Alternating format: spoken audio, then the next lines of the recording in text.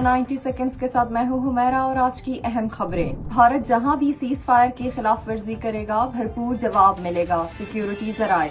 پاک Bharat cease fire کے لیے کوئی مدت مقرر نہیں کی گئی۔ سیز فائر اس وقت تک جاری رہتا ہے جب فریقین میں سے کوئی خلاف ورزی نہ کرے۔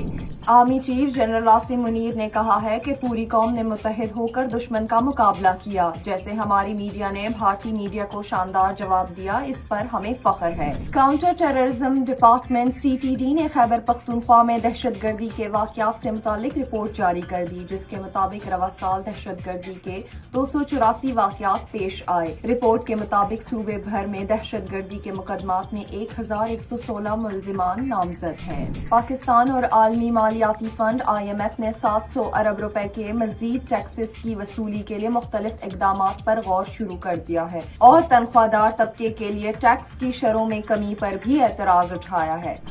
وزارت داخلہ آمد پر وزیر داخلہ محسن نقوی نے برطانوی وزیر خارجہ ڈیوڈ لیمی کا خیر مقدم کیا۔ ملاقات میں پاکستان برطانیہ تعلقات، دو طرفہ تعاون اور ترقیاتی شراکت داری پر تبادلہ خیال کیا گیا۔